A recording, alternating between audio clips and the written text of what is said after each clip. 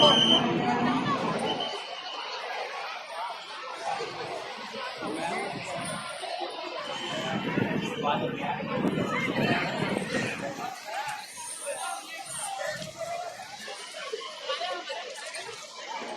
माघ मास की पूर्णिमासी की स्नान है।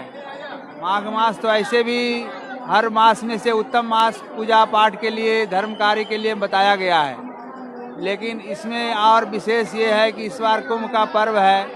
कुंभ का पर्व का ऐसा संयोग माना गया है कि जब आकाश मंडल में देवी देवता, देवी दानव सब लोग समुद्र मंथन का जो अमृत लेने के लिए आपस में जब वो हो रहे थे, तो उस समय में ये सभी लोग ये हरिद्वार में थे, क्योंकि जब अमृत बंद जब यहाँ गिरा था तो ये प्रमाण है कि उस समय देवी देवता के हाथ से जो अमृत पीला, इस कारण वो देवी देवता उस समय यहाँ रहे होंगे।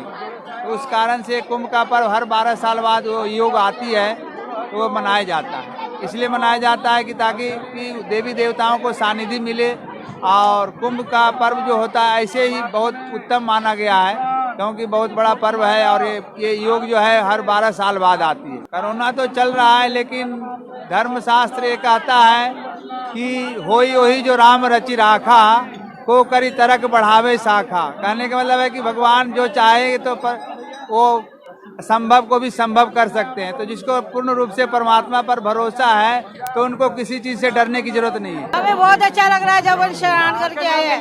गंगा मैया के दर्शन, हर हर महादेव, हर हर महादेव।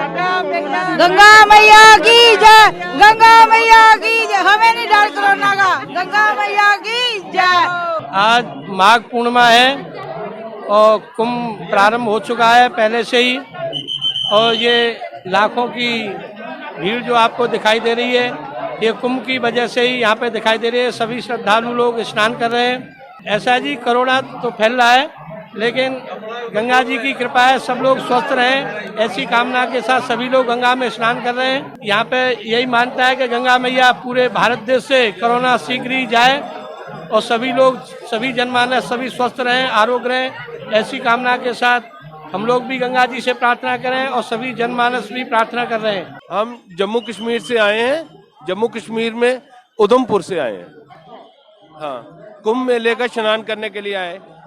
पूर्णमासी का स्नान था, आज यहाँ पे स्नान करने के लिए आए, और गंगा मैया की कृपा से जो कोविड खत्म हो रहा है उसकी कामना करते हैं कि सारा संसार ठीक ठाक हो जाए। हाँ, थोड़ा सा शुरू तो हुआ है, लोगों को देखना चाहिए पूरा, जैसे प्रशासन बता रहा है कि अपने मास्क पहने रखें, सैनिटाइजर कीजिए और 1 गज की दूरी बना के रखिए, और ये सब लोगों ने करना होगा।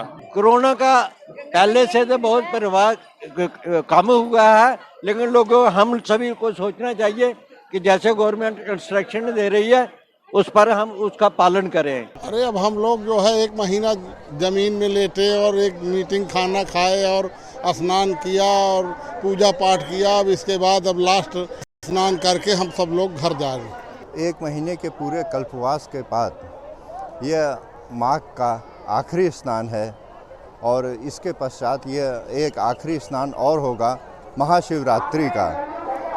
1 महीने के कल्पवास में पहली मीटिंग या दूसरी मीटिंग, जिसका जैसा संकल्प होता है, पहली मीटिंग भोजन, दूसरी मीटिंग फलाहार करके, तपस्या करके माँ गंगे की गोद में व्यक्ति अपने को, क्योंकि बिना तप किए किसी को कुछ आज तक हासिल नहीं हुआ।